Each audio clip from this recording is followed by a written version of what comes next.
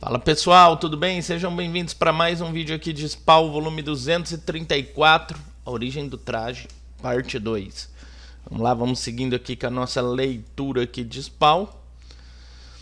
Postagem número 347. Já escrevi diversas vezes nos mínimos detalhes sobre a natureza do bem e do mal, de onde vem, quem são os primeiros candidatos que o céu e o inferno buscam, e por que nós humanos adoramos nos lambuzar com ambos. Mas o que acontece quando alguém tenta desacatar tanto a ordem de Deus quanto do Satanás? E o que acontece com eles? O que acontece com o ateu? Ele passa a vida cercado pelo bem e pelo mal, mas opta por desprezar ambos, enganando-se ao achar que de certa forma ele é apenas alguma coisa intermediária. Os seguidores de meu blog sabem que eu considero a neutralidade impossível. Todos estamos destinados a nos tornarmos algo. Gostemos da ideia ou não, não há como fugir. Deus tem os seus planos, Satanás tem os dele, e nós somos os pobres coitados que têm que escolher entre os dois. O nome disso é livre-arbítrio. Mas eu tenho batido com uma coisa. Eu tenho me batido com uma coisa. E se alguém quisesse uma terceira opção? E se alguém optasse por nada? Pense nisso. E se alguém se recusasse a ir tanto para o céu quanto para o inferno? Sei que parece impossível para aqueles que têm a religião no coração. Na verdade, já conheci gente que me disse que não, apenas não acredita na pós-vida. Mas mesmo que estivessem errados e aparecessem nas portas do céu para serem julgados a Deus, não teriam o menor interesse. A razão pouco importa, dizem. Pois, mesmo naquele momento, mesmo que Deus os perdoasse por seus pecados e lhes permitisse a entrada no seu reino, eles não entrariam. Sim, você leu certo, eles não entrariam. Papo de doido, certo? Ninguém seria tão imbecil, seria? Mas então eu olho nos olhos deles e vejo que eles fariam exatamente isso. É a mais pura honestidade desta convicção e é de chamar a atenção.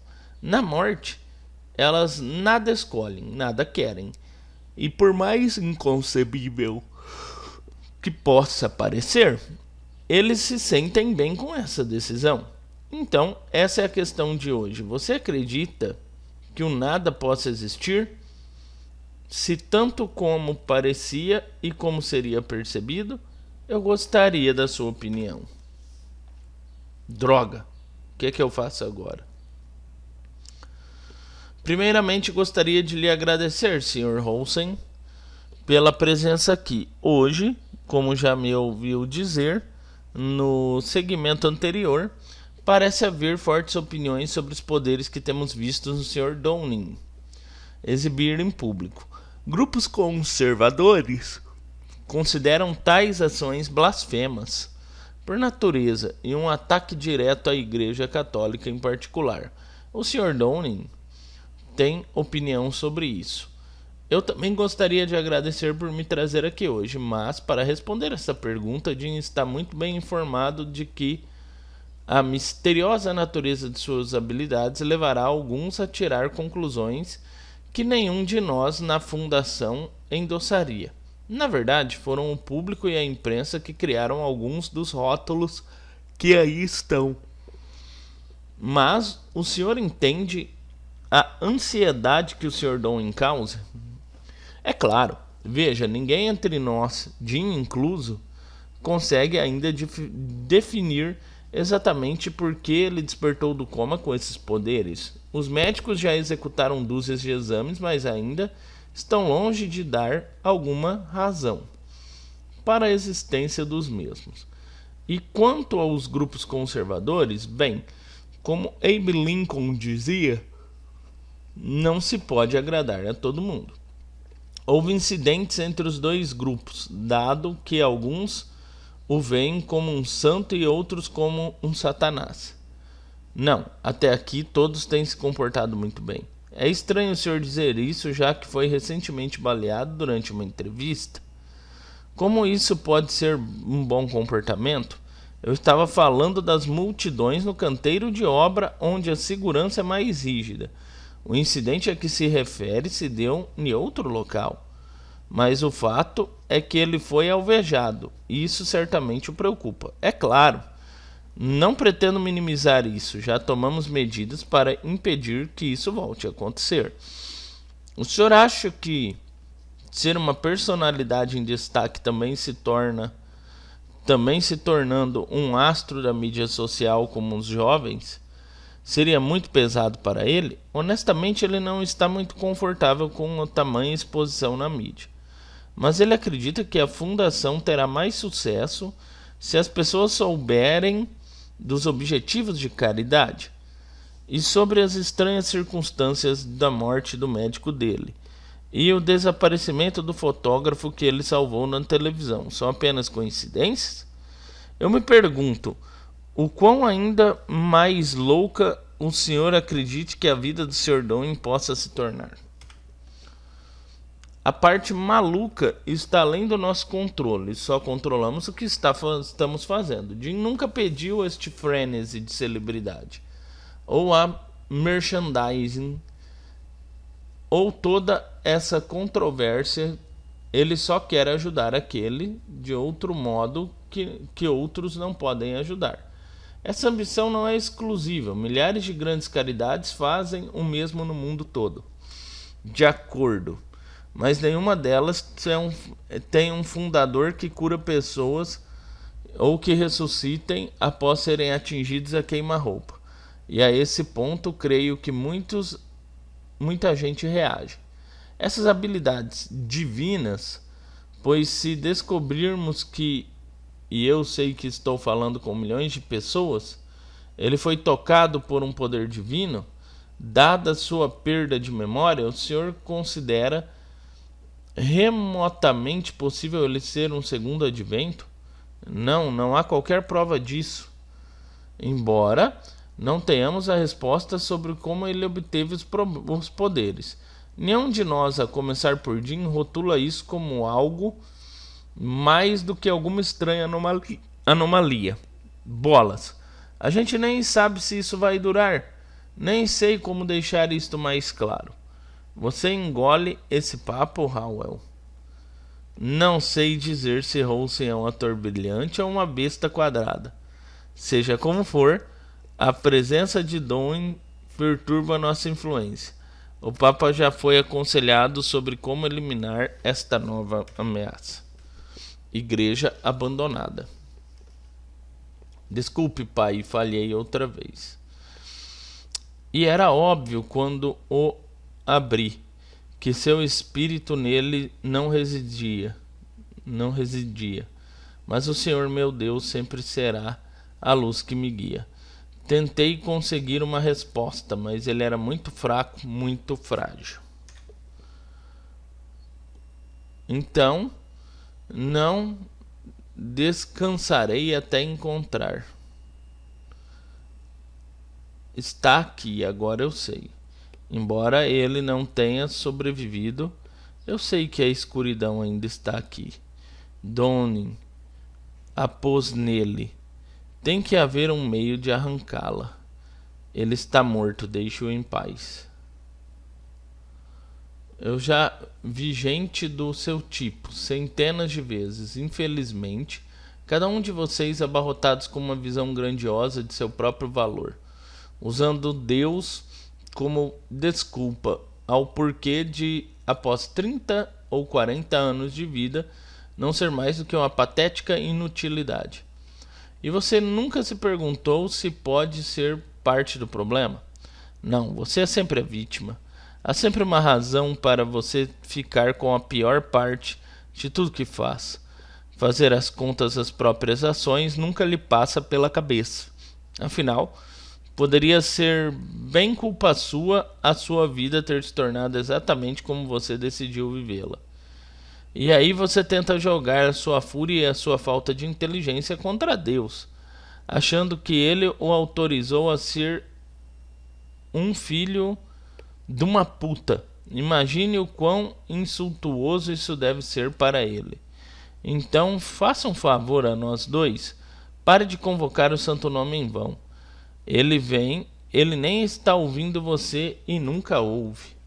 Não, ele conversa comigo, ele atende às minhas preces. Não sou eu quem preciso me preocupar em ofender o Senhor. São aqueles como você. Você que fica contando que ele te enche com as suas graças, mas quando você leva uma vida demoníaca e cheia de pecados. Calma, garotão. E olha só quem está vendo os defeitos alheios. Agora, por que não se senta e vê se podemos nos entender como dois adultos? Você ainda sabe o que é isso, não é? Ser adulto. Tentar usar a lógica. Você não está curioso para saber quem eu sou ou por que estou aqui? Eu já te conheço. É mesmo? Diga-me. Você é um teste. Outro fardo que devo carregar. Deus está me testando tantas vezes, querendo saber se a minha fé vai desvanecer ou se a tentação tomará parte de mim. Ele também sabia que eu falharia em encontrar os poderes negros na primeira tentativa, então mandou você para testar a minha resolução e ver se eu tenho coragem de encontrar os outros pacientes curados por Doin. Eu tenho, Senhor, e irei encontrar o outro. Não precisa, veja, acho que você está confuso. Essas coisas de escuridão que você sente, sou eu sou Deus. Você deve ser tão cego. Eu sou Deus. Deve ser tão cego e idiota quanto você se o escolheu para servo. Eu acho que o cara lá em cima é melhor que isso. Mas vamos direto ao ponto. Você quer o perdão de Deus? Você quer tanto assim que não pode viver sem ele? Sim. Sim. E quer encontrar a escuridão para ele? Sim. Então, talvez eu estivesse errado. Deixe-me saber o quanto você o ama. Implore a ele: Senhor, eu estou convosco e eu farei o como ordenares, agora e sempre. O seu braço ouvi dizer que você decepou como sinal de sua lealdade a ele. Isso é verdade? Eu queria desesperadamente a aprovação dele. Todos queremos. Você só queria sacrificar mais do que a maioria de nós. Você deveria ser enaltecido. Você crê nisso? Que eu seja digno de salvação? Sim. Por que o Senhor não vê isso? Parece que ele me abandonou quando eu precisava mais. Eu só queria servi-lo, ajudar a livrar o mundo dos pecados. Deve ser por isso que ele falou comigo quando eu estava dormindo e me mandou entrar no e-mail no mal que espreita na alma dos homens.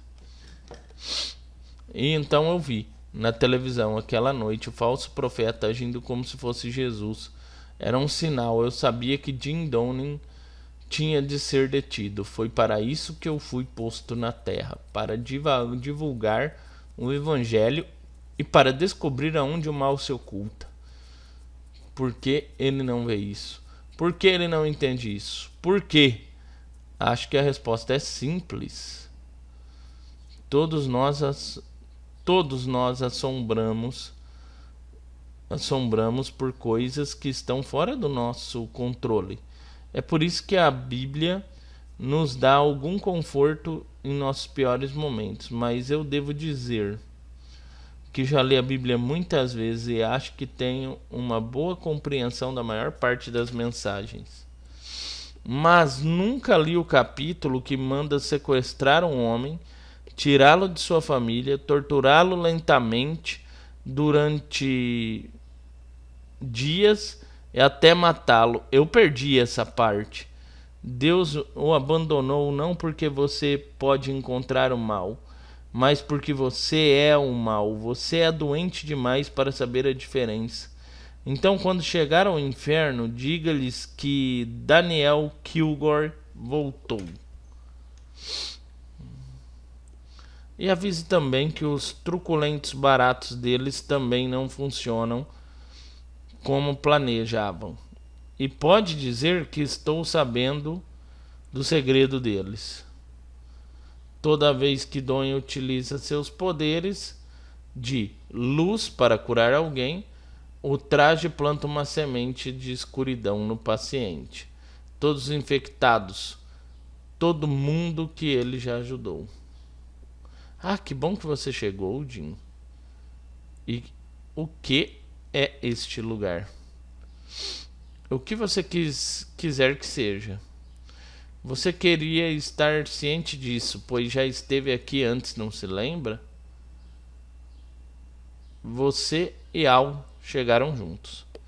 Acho que foi por isso que você mandou o meu papai para cá também. Assim ele poderia ver que eu estou bem. Sei que as coisas têm sido difíceis para ele desde que eu fui embora. Minha mãe também passou maus bocados lidando com isso. Infelizmente, ela nunca descobriu o que aconteceu comigo pela primeira vez. Digo, ela sabia que eu me apaixonaria, mas a exemplo de minhas outras namoradas, ela pensou que não fosse durar. E eu falei que aquela garota era diferente. Ela era vibrante, bonita e maravilhosa. Eu estava tão cego com os olhos coloridos de Rose que nem vi como ela era diferente. Depois da transformação, eu só queria desaparecer. Minha família não podia me ver. E eu, no que eu teria virado. Eles não entenderiam. Droga, eu quase nem consegui. Então me escondi, esperei por um tempo e apareceu uma eternidade, mas ele chegou. Como ou porquê eu ainda não sei, só sei que chegou. E era um spawn. Disse que conhecia meu pai, disse que ia me resgatar para me fazer uma pessoa normal. E fez. Eu tinha de voltar para casa, tinha de ver a minha mãe, minha família, os meus amigos, e era perfeito. Mesmo na escola, onde eu era um esquisito e sofria bullying o tempo todo, era bom, tudo era bom. Por que não? A vida estava me dando uma nova chance. E desta vez eu iria aproveitar cada segundo. Aulas, dever de casa não mais incomodavam. A opinião dos outros não me interessava. Agora eu era um garoto normal e comum. Blam, então eu morri.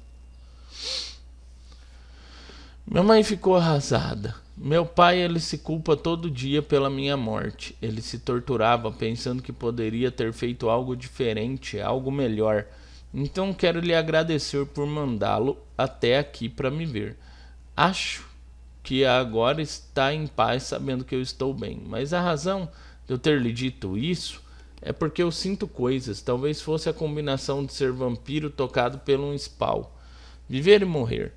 Eu não sei direito, mas estou aqui para avisá-lo. Todos estamos aqui para avisá-lo. Porque alguém disse que você não se lembraria de alguma coisa. E foi por isso que ele te deu uma mensagem para você. Ele disse: você precisa matar o traje antes que ele mate você. Continua. Encerramos aqui mais uma leitura de Spawn. Não esqueça de curtir, compartilhar, comentar, deixar aquele like, aquele joinha. Falou, fui.